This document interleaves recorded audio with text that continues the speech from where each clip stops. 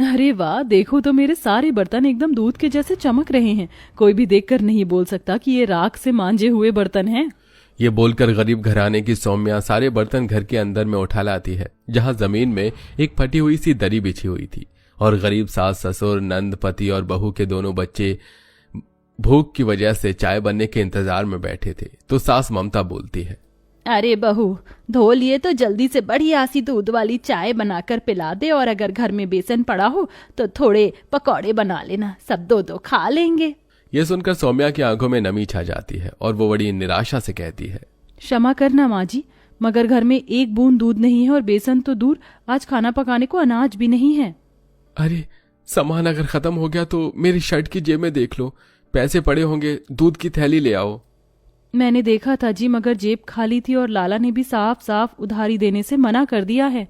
तभी विवेक उठकर अपनी फटी शर्ट पहनकर भरी बारिश में कमाने निकलने लगता है। तो बहन नित्या चिंता करते हुए बोलती है, भैया कहाँ जा रहे हो इतनी बारिश में? जाने दे बहन, जाऊंगा तो कहीं से भी 100-200 रुपए कमा कर ले आऊंगा, घर बैठ जाऊंगा तो सब क्या खाएंगे। आंखों में आंसू लिए विवेक पैदल पैदल लेबर चौक पर आकर बैठ जाता है। तभी एक बूढ़ा बढ़ई वापस पास में आकर बोलता है, अरे साहब जी, पहचाना मुझे? जी नहीं काका। याद नहीं है, 1 महीने पहले आपने मुझसे एक लकड़ी वाला छोटा सा बंगला बनवाया था। ये देखिए मैंने तैयार कर दिया है, कब से बनाकर इंतजार कर रहा था कि साहब जी आज आकर ले जाएंगे, कल आकर ले जाएंगे, लेकिन आप तो आए ही नहीं। उस बंगले को देखकर विवेक के जहनो जिगर पर लगे घाव ताजा हो गए। उसने रोते हुए कहा, हाँ, मुझे इस बंगले की जरूरत नहीं है काका, आप ले जाइए। और उसका दिल जैसे गुजरे पलों में खो गया, जब वो और उसका परिवार महलों से, घर में राजाओं से जिंदगी जीता था। 5 करोड़ 1, 5 करोड़ 2, 5 करोड़ 3, 10 करोड़। मैं इस बंगलों के बदले 10 करोड़ देने को तैयार हूं। 10 करोड़ जेंटलमैन, क्या कोई है जो इससे ज्यादा कीमत देने को तैयार है? 10 करोड़ 1, 10 करोड़ 2, 10 करोड़ 3, और ये बंगला सिंघानिया साहब का होता है। जहां एक तरफ बंगले की नीलामी चल रही होती है तो वहीं बंगले में अमीर ससुराल वालों के दिल पर अपना घर छोड़ते वक्त अंगार बरस रहा था, जहां सास ममता फूट फूट कर रोती है, चलिए माँ जी, हम सबको यहाँ से जाना होगा। नहीं नहीं नहीं बहू, हम कैसे जा सकते हैं, ये हमारा घर है। इस घर की दीवार की एक एक ईंट तेरे ससुर जी ने बड़े प्रेम से लगाई थी। हम सब यहीं रहेंगे, रखो सब सामान। होश में आओ ममता, संभालो खुद को, चलो सब। पूरा परिवार अपनी गठरियों के साथ बंगले से जाने लगता है। तभी रंजीत उन सबके चप्पल तक भी उतरवा लेता है। अरे ओ फकीर लोग, ये महंगे बूट और ये हीरे जड़े सैंडल तो उतार कर जाइए मोहतरमा, क्योंकि गरीबों के पैर में इतने महंगे चप्पल जूते शोभा नहीं देते। कैसा लग रहा है गरीब होकर राजेश दयाल? कहा था ना, एक दिन मैं तुम लोगों से सब कुछ छीन लूंगा। राजेश शर्मिंदगी के साथ अपने परिवार को लेकर नंगे पैर निकल जाता है। पूरे गरीब ससुराल वालों पर दुख और मुसीबत का पहाड़ टूट पड़ा था। कल तक महलों वाले अमीर ससुराल में रहने वाला परिवार आज गरीबी में दुख भोगने के लिए मजबूर हो चुका था। जैसे तैसे दिन भर में 100-150 रुपया कमाकर विवेक थोड़ा आटा खरीद कर ला पाता है। तभी सूखे हुए मुंह से ममता पूछती है, बेटा तू आ गया? तेरे पिता ने दिन भर से कुछ नहीं खाया है, राशन लाया है ना? हाँ माँ, बड़ी मुश्किल से थोड़ा आटा ला पाया हूँ, दाल खरीदने के लिए पैसे नहीं बचे। सौम्या, देख लेना क्या बनाओगी। कोई बात नहीं जी, थोड़ी चीनी चाय पत्ती पड़ी है, मैं लाल चाय और रोटी बना देती हूँ, सब खा लेंगे वहीं। फिर सौम्या चूल्हा जलाने का काफी जतन करती है, मगर गीली लकड़ी से चूल्हा सुलग नहीं पाता। पूरे मकान में धुआं धुआं मच जाता है। तब नंद उठकर कुछ ढूंढने लगती है। ये लो भाभी, थोड़ा सा मिट्टी का तेल डालकर तब सुलगाओ चूल्हा, ऐसे बात नहीं बनेगी। शुक्रिया नित्या। थोड़ी देर में बहू चूल्हा सुलगाकर रोटी, लाल चाय और रोटी बनाती है। सबके हिस्से में 1.5 रोटी ही आती है। तभी अंश और पलक मासूमियत से और रोटी मांगते हैं। माँ, मुझको एक और रोटी दे दो, मेरा पेट नहीं भरा और भूख लगी है। माँ, मुझको भी एक रोटी और दे दो प्लीज। बड़ी लाचारी से सौम्या बर्तन में देखती है जिसमें केवल 3 ही रोटी पड़ी थी, जिसमें खाने के लिए वो और उसकी नंद बाकी थे। लो बच्चों, तुम मेरे हिस्से की रोटी खा लो, अभी बुआ भी खाएगी ना, इसलिए। भाभी आप मेरे हिस्से की रोटी भी बच्चों को दे दीजिए, मुझे वाकई भूख नहीं लगी। अंश और पलक फट से रोटी झपट लेते हैं और खाने लगते हैं। तभी सौम्या को पुराने पल याद आने लगते हैं, जहां पूरा अमीर ससुराल डाइनिंग टेबल पर बैठा हुआ खाना खा रहा था। वाह बहू, आज की मटर मशरूम की सब्जी तो एकदम मस्त बनी है, क्यों ममता जी? हाँ जी वाकई, वैसे एक बार ये कढ़ाई पनीर खाइए, उंगली चाटते रह जाएंगे। भाई हमारा तो पेट फुल हो गया ममता, अब तो केवल बहू के हाथों बने रसगुल्ले खाएंगे और सोने जाएंगे।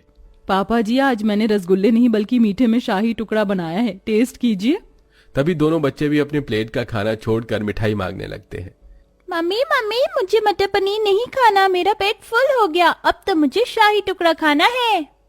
तभी नंद नित्या मिठास से दोनों को डांट लगाती हुई कहती है, पलक, अंश, बैड मैनर्स, ऐसे खाना वेस्ट नहीं करते। पता है कितने गरीब लोगों को ये खाना नहीं मिलता, जल्दी से खा लो इसे, फिर खाना मिठाई। ओके बुआ जी। पूरा परिवार खाने की मेज पर खा ही रहे थे, तभी विवेक सबके लिए पिज्जा ले आता है। सरप्राइज, पिज्जा कौन कौन खाएगा? हम खाएंगे पिज्जा, डैडी आ गए, मम्मी देखो डैडी पिज्जा लाए हैं। और पूरा अमीर ससुराल साथ बैठकर पिज्जा का लुत्फ उठाते हैं। गुजरे हुए बेहतर अमीर दिनों को याद करके एकदम से सौम्या वर्तमान के गरीबी भरे दिनों में वापस आ जाती है और उसकी आंखों से टप टप आंसू बहने लगते हैं। सब कुछ एक झटके में कैसे बदल गया ना नित्या, आखिर हमने किसी का क्या बिगाड़ा था जो भगवान हमें अर्श से फर्श पर ले आया। एक वो दिन थे जब मेज दावत के जैसी लगती थी, सब साथ में बैठकर मन पसंद का खाते थे, और एक ये गरीबी भरी जिंदगी जिसमें 2 टाइम का नमक रोटी भी पेट भर नसीब नहीं हो पाता। अपनी गरीब भाभी को टूटता बिखरता देखकर नित्या में दिलासा देती है। चुप हो जाओ भाभी, रो नहीं, भगवान ने चाहा तो हमसे जो भी कुछ छीना है उसका दुगना वापस लौटा देगा। सुख दुख तो जीवन में आते रहते हैं। तभी वहीं घर पर पड़ोस की औरत आती है जो अपने साथ पूरे परिवार के लिए छोले भटूरे लाती है। अरे सौम्या बहन, रो क्यों रही हो? कुछ नहीं, बस पुराने दिन याद आ रहे हैं। ऐसे रो नहीं बहन, सब ठीक हो जाएगा। वैसे मैं ये छोले भटूरे लाई थी आप सबके लिए, घर पर बनाए थे तो सोचा आपके लिए भी ले चलूं।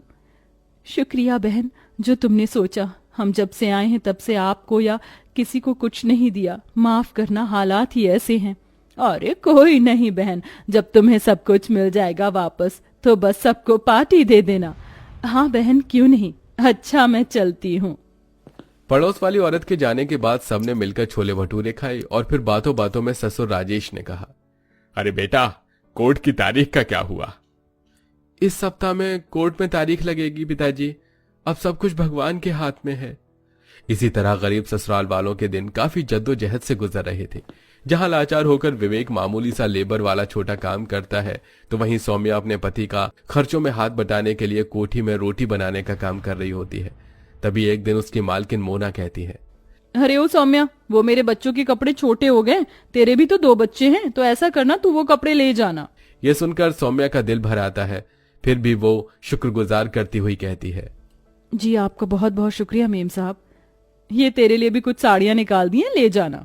कोठी से मिले पुराने कपड़े लेकर सौम्या घर आती है तो सास कहती है, अरे बहू, इस पोटली में क्या है? माँ जी, वो कोठी वाली मालकिन ने अपने दोनों बच्चों के कपड़े दिए हैं अंश पलक के लिए, मैंने सोचा पहना दूंगी। वैसे भी गरीबी के चलते हाथ टाइट है कि बच्चों को नए कपड़े भी नहीं दिला सकती हूँ। यह सुनकर गरीब ससुराल वालों के दिल को बहुत ठेस पहुंचती है। तभी अंश पलक मुस्कुराते हुए कपड़े देखकर खुशी जताते हैं।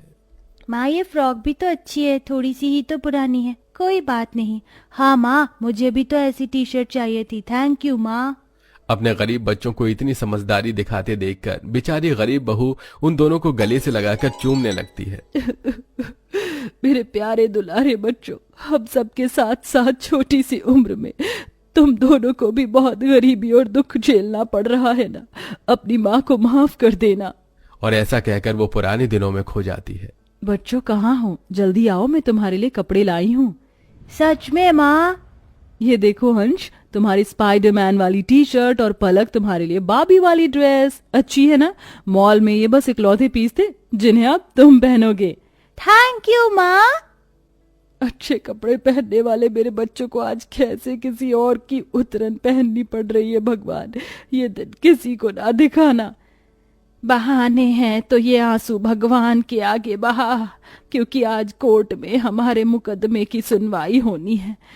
भगवान सही फैसला सुनाए, जो हमारा था हमें मिल जाए। गरीब ससुराल वाले मन में आशा का